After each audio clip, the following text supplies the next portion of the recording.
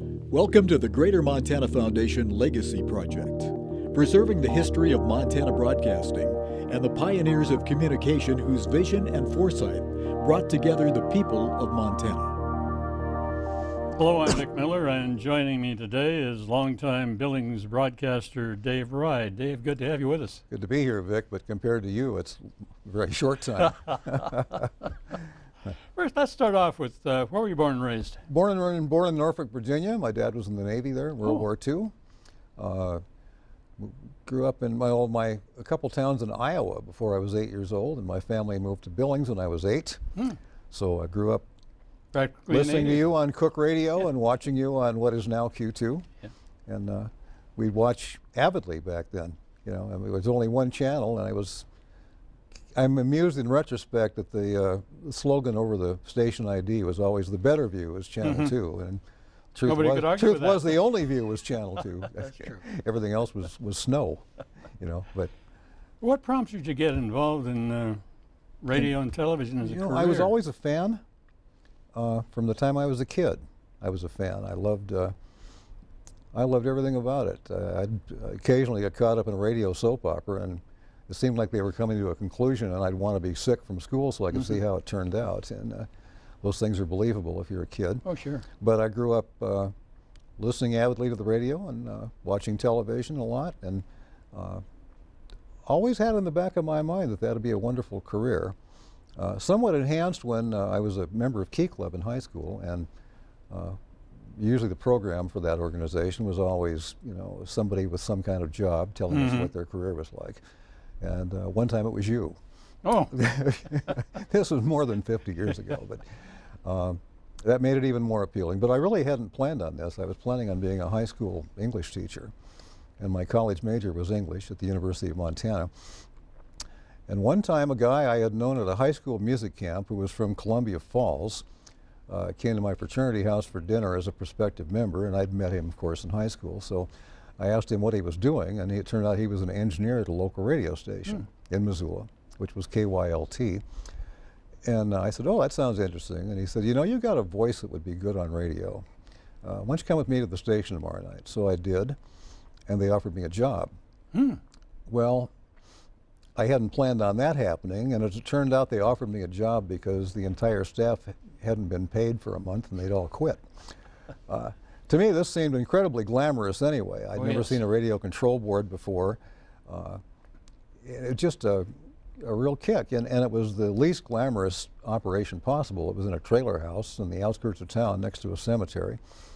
You know, I mean, I think now, if you know, why did this seem glamorous? But it did, and so I got to doing that, and it became a lot of fun.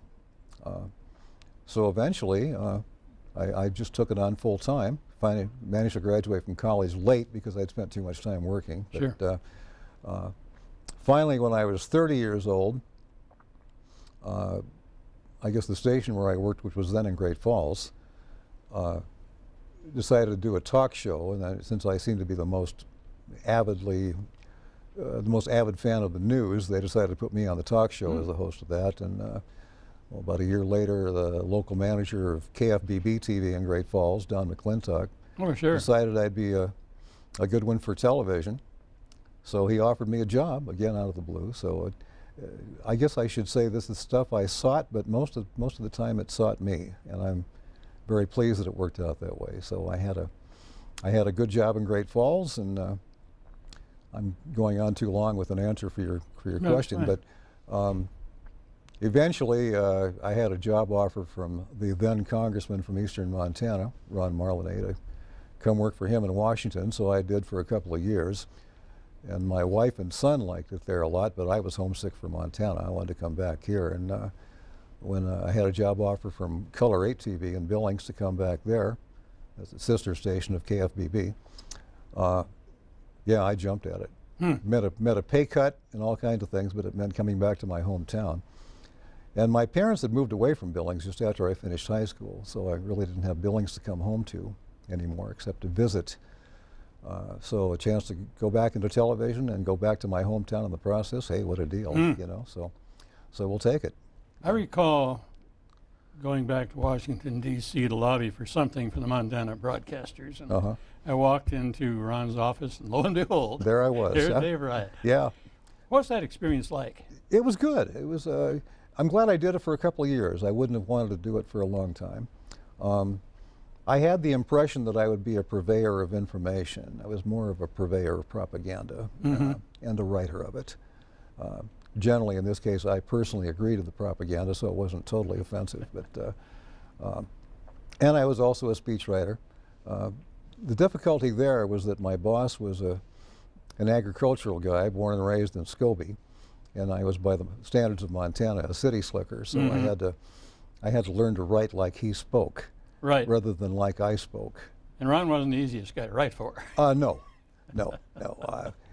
We obviously had a comparable philosophy of life and of politics, I suppose, but mine was city, his was country. So that was, and there's a huge difference. I'll give you a small example. I once ventured the opinion that prairie dogs were cute. I don't know how this came up in the conversation. Well, if you're a rancher, prairie dogs are deadly. All they do is break the legs of horses, and they're pests. So I wasn't looking at it from that standpoint. I looked at it, a prairie dog standing up like this, as being comparable to a dog doing that. Right. It was nice. But anyway, after a couple of years of it,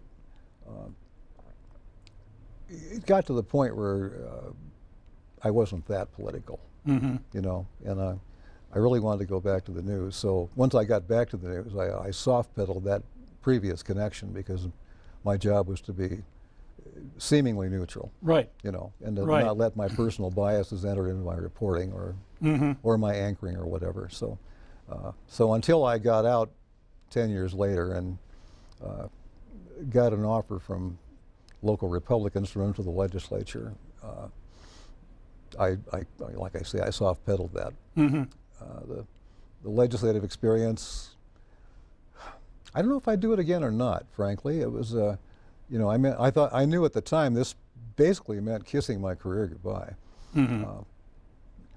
And there are a lot of things, you run for the legislature, you find out once you get elected there are lots of issues that you didn't even know were issues. Sure.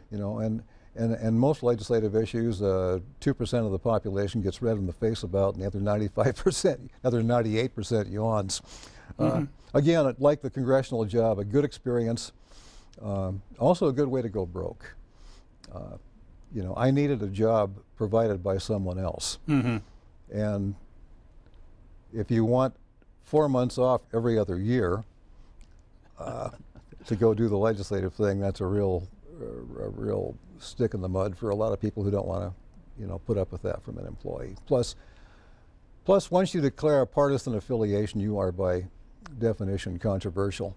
If you're a TV guy dependent upon a large segment of the population liking you, once you declare a partisan affiliation, you've lost half of them. So it doesn't take a great deal. Yeah. Like Dan Rather, which something contributed to his demise. Yes, he did. Yeah, he was so eager to get Bush with that report that turned out to be only semi-true, if that. Right.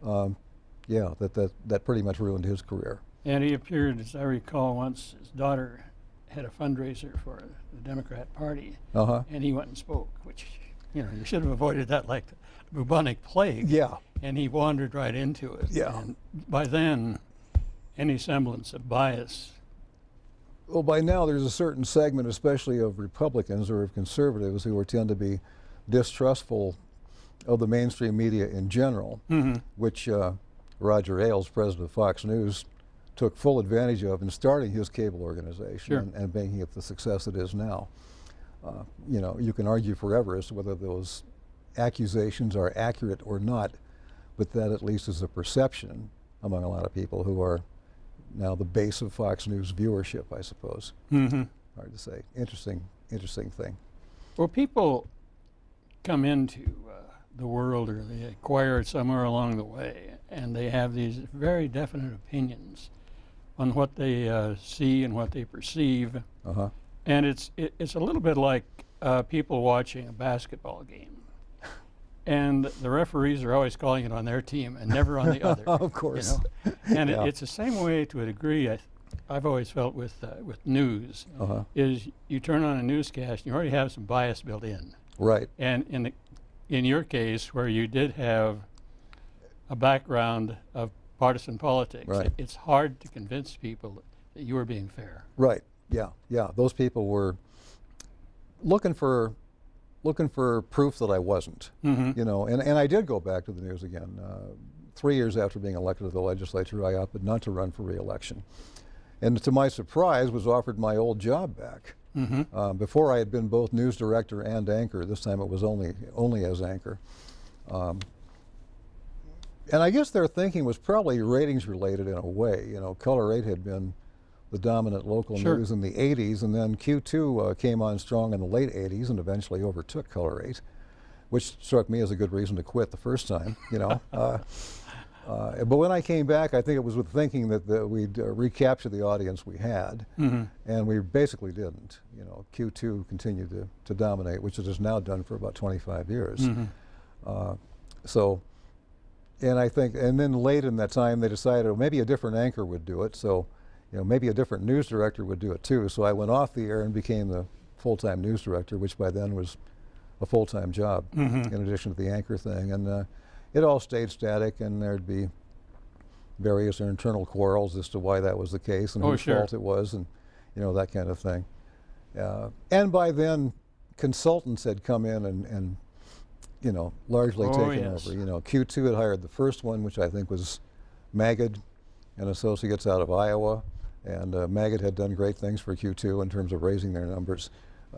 Color 8 hired a group called AR&D, which I think later went over to Q2. Last I looked, they were Q2's consultant, but I'm not sure. But you know, with me, I discovered, at least as far as Color 8 was concerned, that the consultant's recommendation was more like an order, and I took it as a recommendation, which was my mistake at the time. So, you know, so there are certain things now, and I don't mean to criticize local news on the air, but there are some aspects of it. A lot of local newscasts around the country look alike, you know, in terms of almost a cookie cutter approach. You know, I'm not going to say that that's true of the two local stations in Billings because they have some differentiation, but you know, there's always certain things that have to be the case. Sports has to come last, right? Right. Okay, it used to be in the middle. Sports comes last because that's where you get your greatest amount of tune-out. Right. You know, of your viewership. Half of them are passionately interested in sports, and the other half couldn't care less. You know, so that's where you lose some people. We used to save weather for last because that's what people most wanted to know. Right. We figured they'd stick with us through everything else to stay with the weather. Now the weather not only comes in the middle, but there's a tease of the weather toward the end of the first segment. Right. You know, and both local stations that do news in Billings do that now. So seems to be a rule. You got to have an older man and a younger woman as your co-anchors. I'm not sure that's a hard and fast rule, but it seems to be the case in most markets. And it's got to be two anchors, by the way. It used to just be, you know, it was a lot more fun when I was the only one. But, and some people feel that's way right. But you know, those are hard and fast rules. Generally, in a lot of cases, your weather person is your major personality. You know, it just that varies from station to station. But you know, and the longer you can keep people, the better off you are. And that's a problem in a market the size of, well, Billings or Great Falls or Missoula.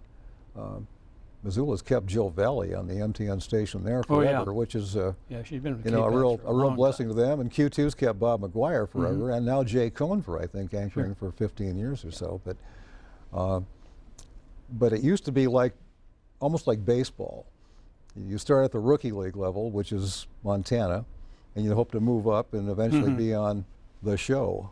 You know, where the big bucks are and that kind of thing. But it was helpful to Color 8 that I was a native of Billings when I was there. So I knew the area, and I already knew a lot of people who were here. And that's one of the things that Channel 2 has with both Jay Cohn and Scotty. Sportscast. Well, and it helped to keep you.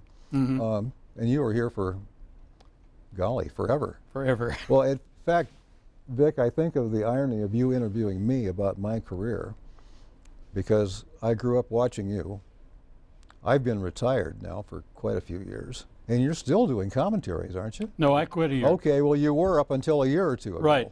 No, I Okay. decided that the time had come when I was still pretty much at the top of my game. So you just do Greater Montana Foundation interviews now Right. or something? Okay. Yeah, that's right. But No, it's- you know, but you know, in terms of if people say you're a legend, Dave, well, we use that word awfully loosely anymore. I'm not. You are. No. You're in the Broadcasters Hall of Fame. I'm not. Okay. You know, so you interviewing me is a little bit ironic about talking about my career, but you've been here forever. You know. Something you touched on a little earlier, and this happens all over the country. When the ratings start going south, then panic sets in. Right.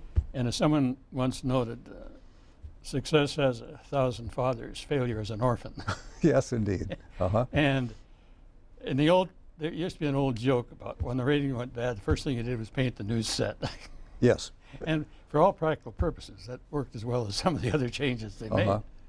Oh, that's you do all kinds of things, and of course, some jobs are in jeopardy as a result. And we're fighting two battles here. First of all, we're trying to be solid journalists who tell the truth and don't take sides and straight down the middle, and all that, and decide that what's important is truly important. Sure. And at the same time, you want large numbers of people watching you because your advertising rates are dependent upon what your numbers are.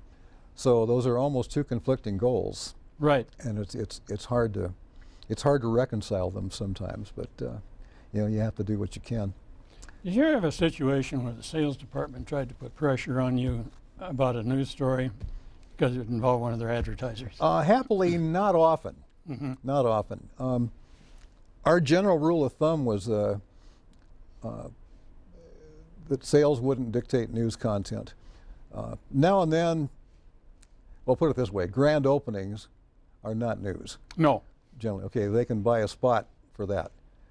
There are times when it's a slow enough news day that you'll maybe do something like that. Oh, sure. I'll give you one instance.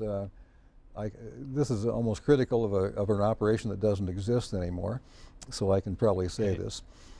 Buttery stores were particularly finicky about news operations. One time when the lottery was big news because the grand prize was some fantastic amount and people were buying lottery tickets, we went into a local buttery store and just wanted to talk to them and see how their lottery sales were going. And they said, oh, we can't talk to you. We've got to clear this at Great Falls, which was where their headquarters was. And one Saturday, we had the slowest news day imaginable. And Saturdays and Sundays are notorious for slow news days. And on a Saturday, Buttery's had a grand opening of its store out in the Heights, which is now Albertsons. And we swallowed our pride and decided to go there for the grand opening of this new store. And it was kind of indicative of the growth of the Heights and things like that. And they kicked us out. They said, we didn't invite you in here, and we've got to clear this at Great Falls and stuff like that. So this was a case of wanting to do them a favor almost and being refused. But generally, sales didn't dictate news content, and that would have been a good reason to object if it did. I don't think either billing station has ever been accused of letting that happen. No. Yeah, it shouldn't go on. After you retired, you came back for a while, served as host of a radio talk show. How did that go? Oh, well, I'll start at the year 2000. By then, it was clear that Color 8, under my leadership at least, wasn't going to turn things around, and that I was possibly a dinosaur of my industry. In fact, I felt that way. I didn't adjust well to the new equipment, and technologically, news is light years ahead of where it used to be, when you and I were in there. But maybe the audience was changing, and maybe I was too old to be able to know what the desirable demographic was and so forth. So I got talked into running for county commissioner against a long-term incumbent, a very popular long-term incumbent. And I did it, and I lost. So I thought, ooh, what do I do with the rest of my life now? Well, Taylor Brown from Northern Broadcasting in Billings, headquartered in Billings, but a statewide organization, which was mainly agricultural and some sports, decided he wanted to start a news operation. So he took me at a time when I needed a job, frankly, and had worn out my welcome in television. At least that was my perception. So on the same day, Dave Berg, who did Road Watch Montana, which was a creation of his own, decided he wanted to sell his business. So he offered me the business, which included doing the morning show at Q2, plus several radio stations in town. That plus Taylor Brown's invitation to start a statewide news operation. Okay, I took them both. Okay. Needed, you know, the news operation was part-time and Road Watch was part-time, so it was amounted to one full-time job, which meant getting up at 2 in the morning, but that's when I had gone to bed back in my TV days, because I'd be wide awake after a newscast. So anyway, did those for a while, and did the news thing for a while, and that was fun. So what was your original question? Road Watch or news? I've forgotten which. It was basically when you went into the talk radio business. And, okay. What was that like? Okay, well, You were anyway, I dealing with retired in '06. Right. That's right. Okay. By then I'd had a, you know, I was, what, in my 60s by then, and eligible for Social Security, and wanted some time with my wife that I'd never had, you know, during the earlier years. Sure. So anyway, I retired, and then 2 years later, Berg had some kind of fight with Northern Broadcasting and quit on the spot. No notice. So Rocky Erickson from Northern Broadcasting called me, and I'd had talk radio experience. I'd you know, done it in Missoula and Great Falls before. So he said, could you take over the show for Berg? And I said, okay, starting when? He said, tomorrow. So I did, and it was the best, one of the best gigs I ever had. They paid me by broadcast in Montana standards handsomely for just 1 hour of work. All I had to do was show up a little before 9 and sit down and take phone calls and react to them, you know. And with a statewide audience, you're never having to do a monologue. You know, there's always somebody who wants on the air that you can react to. Problem is not letting the same people on all the time, but good experience. I enjoyed it. Let me throw in a plug for Taylor Brown here, who was a very pleasant boss to work for. And he did one thing that I will always treasure him for. I had already started getting Social Security at age 62 and a half. Well, Social Security has a rule that if you get it before age 65, you can only get so much private sector income. Okay. Okay? And I realized my wife actually does our taxes and said, you're making too much money. So I wrote Taylor a memo and said, please cut my pay in half for the talk show. And he joked that he was going to put the memo on the wall as an incentive to his other employees to ask for 50% pay cuts. Anyway, I did that after I turned 65 and had retired from the talk show, because I was just meant to be a temporary interim replacement till they got a new one, which took a year and a half. Taylor called me and said, could you come down to the office? I thought, oh, he's going to ask me to come back to work again. I really would rather not. So I went down there and he made small talk for a couple minutes, and then he pulled the check out of his desk drawer, which was a check for the money I would have made had I not requested the pay cut. Wow. He could have invested it in his, you know, in equipment or his operation, or pocketed it or whatever. And to give me this money unsolicited, which I never expected to see, made me a fan of his for life. Tremendous gesture. Yeah, yeah. So I know it among Republicans at the legislature, with their usual internal warfare, Taylor is a bad guy to some of them now, because he's been one of the so-called responsible Republicans. But on a personal level, boy, you know, he doesn't. He's up there with the angels as far as I'm concerned. And this was a check for several $1,000s. You know, it was a good deal. So the talk show itself, a lot of fun. Good. A lot of fun. I could be myself. I could be as opinionated as I wanted to be. And it didn't take any preparation. I mean, I read the paper and watch the news anyway, you know, and just had to be up on current events, basically. Yeah. And I've lived in Montana most of my life, so I have a good long background of who the major players have been, and, you know, on both sides of the aisle. And a lot of friends I made in the legislature. So. Along the way in broadcasting, you meet celebrities, you meet a lot of interesting people. And a number of years ago, there were some real characters in the broadcast business. Yes, there were. You mentioned Don McClintock, Yeah. who happened to be one of them. Yes, he was. Tremendous talent. Tremendous talent, fun guy. Wow. He was a wild man at times. Yeah. Personally destructive at Yeah, times, which yeah. was too bad. And Too that's bad. the way it ended, unfortunately, for Don. It did. But you do see some really strange people at times. Well, I don't know if it attracts more than the no, normal I business. think broadcasting tends to attract the same kind of people that acting does. People who are personally insecure and who need some public acclaim as sort of a reaffirmation of what they do. I hope I'm not in that group any. I possibly was at one time. I hope not. But I hired some people who were probably mentally ill one time or another. You learn that after they come to work for you. And every hire is a crapshoot in a way. Somebody can look great on paper and on the tape they submit, and then you find out later things are wrong. But No, anybody that's ever hired more than two people has had a bad hire somewhere along the way. That's for sure. No, but Montana has had an enormous share of interesting people. Somebody reminded me last week of a character who appeared on the old KGHL TV back in the late 50s named Gregor. Oh, yeah. It was Hall Deitman, who's a local artist. And Hall Deitman used to talk like this, and act like he was an amiable, genial horror show host.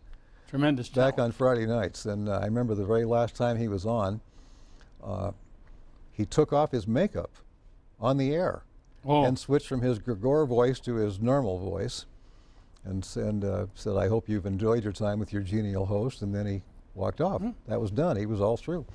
But by then, it shows you how things can change. By then, 77 Sunset Strip had become the hit show, especially for young people who thought Ed Kooky Burns was the hippest thing around. Oh, yeah. This was 50 years ago, Right. obviously. But so 77 Sunset Strip had a bigger audience than Gregor did for his horror show. So those things go back and forth. We have about 2 minutes left. Has it gone that fast? Yep. Wow. Would you recommend that a young person, particularly a family member, get into broadcasting at this point in time? I'm glad I did it.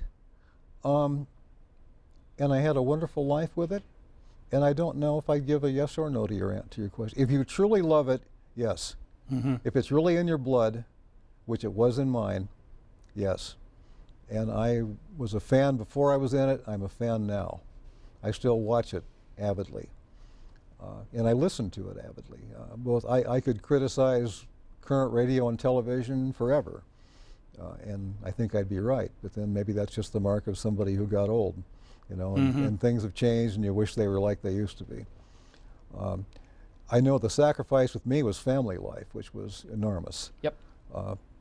I only have one kid, one son, who's now 41 years old, but when he'd have a concert at school, I had to leave before it was over. When he had a Little League game, I had to leave in the fourth inning to go back to work. Those are tough to do. It's not easy. And you can't make up for that. He's now grown. My wife and I have been married for 44 years now, and we're making up for the time we didn't have before. That's great. So that's wonderful. So, yes, if it's really in your blood. No, if you're just in it for the money.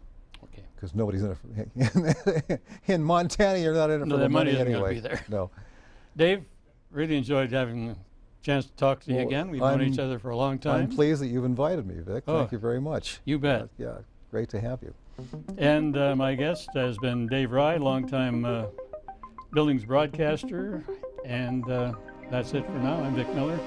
Thanks for watching. This programming series is brought to you by the Greater Montana Foundation, benefiting the people of Montana through communication of issues, trends, and values of importance for present and future generations of Montanans. And by the Montana Historical Society, Big Sky, Big Land, Big History. And with the help of Cordillera Communications, with stations in Billings, Bozeman, Butte, Great Falls, Missoula, Kalispell, and Helena. Cordillera Communications, the Montana Television Network.